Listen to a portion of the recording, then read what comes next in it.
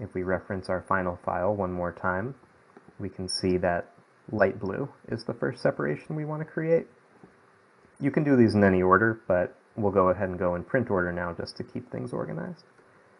So I'll start by selecting any blue, anything that's light blue, such as the background here. And then you want to go to Select, Same, Fill Color. And hopefully what that's going to do is select all that light blue in your artwork. Now, one thing you do need to double check before you get into this, and it'll become obvious, if you do have, let's say, another blue that's slightly different than that, and perhaps every blue in your poster or your design is not exactly the same, if you go Command X and cut that, it should pull out all the light blue, and it looks like that is in fact what happened here. But that's another good place to double check to see if you do have any stray bits that might be a similar color but not exactly the same. So now that we pulled out all that light blue, and again we just did that with cutting or Command X, let's go over here to Layers and create a new layer, and we'll call this light blue.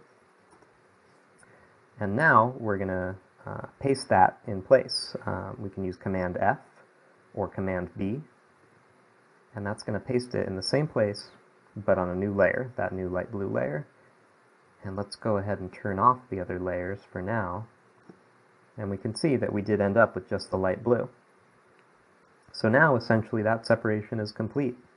So I'm going to go ahead and lock that layer, turn it off, and now we can proceed to do the same thing for the rest of our separations. So for this print, red is going to be next up. So we'll just select anything that's red on the canvas, select, same, fill color. Same thing, Command X, cut that.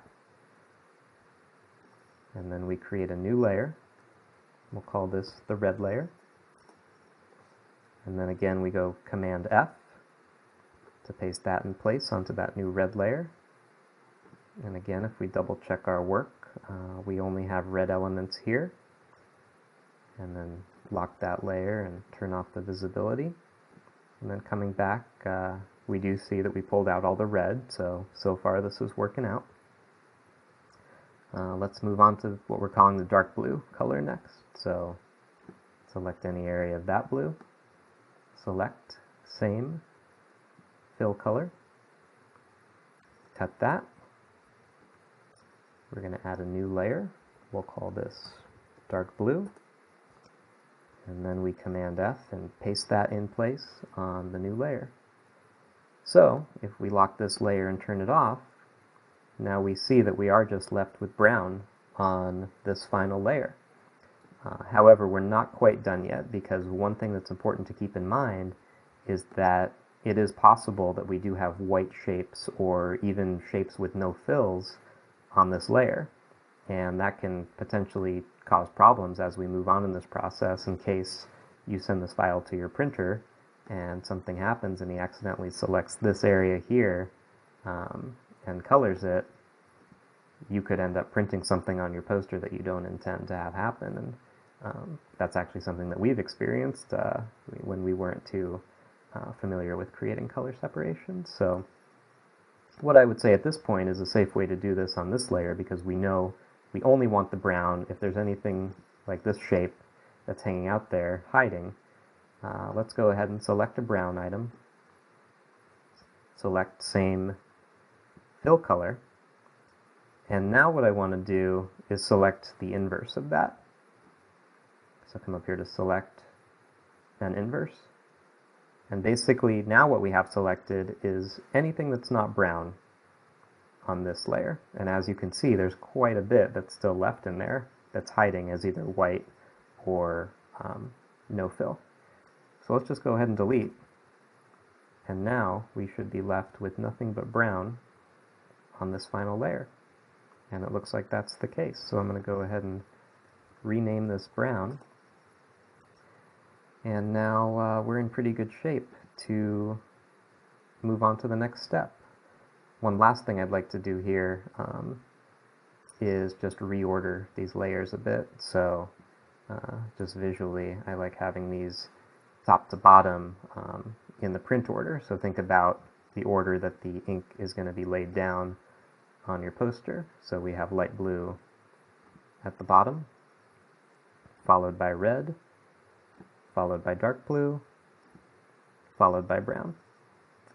And this would be a good point to go in kind of with a fine-tooth comb and zoom in and just kind of check out your artwork and make sure that nothing funky has happened in the process of separating everything. You will see some of these kind of faint ghost lines in some of these areas, and don't worry, that's not going to print. Those gaps aren't really there.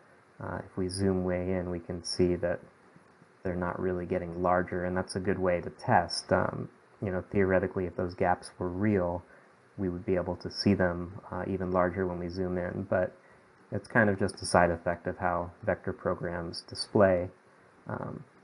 But one thing we can do to correct that, and I wouldn't suggest doing this unless you're sure that you're ready to move on and that everything's perfect, but let's just isolate the red layer for now. So let's go ahead and do select same fill color, same way we did before, and then we can go back to our Pathfinder, and this time we're going to use this Unite button, and we do want to hold down Option first to create a compound shape, as it's saying here. So hold down your Option key, and then click Unite. And then, as you see, this Expand key just became available to us. So you can remove your finger from Option, and then expand the compound shape. And what that just did is all those little lines and all that little broken up stuff in here, when we expanded it, it cleaned that up for us and got rid of everything. So it looks a little nicer, it's a little bit cleaner, but again, you should only do that as a final step once you're sure that you don't need to make any other tweaks. So just for the sake of keeping a clean file, let's go ahead and do that with each layer. So I'm going to lock the layers that I'm not working on just to be safe. We'll come into this light blue layer here, select same fill color, or, I mean, just to be safe, you could just drag around this whole layer, and hopefully you're going to find that everything that you select is in fact that light blue, because that's the only thing on this layer. Again, Option, Unite, Expand, and now we have a nice clean compound shape on that layer. We already did the red, so now we'll do the dark blue. Select it all, Option, Unite, and Expand. And then lastly, the brown layer. Select all, Option, Unite, Expand. So now we have nice compound shapes on every layer. We've deleted any excess that we don't need, and we're ready to move on. So go ahead and save your file, and we'll get ready to deal with those transparent objects.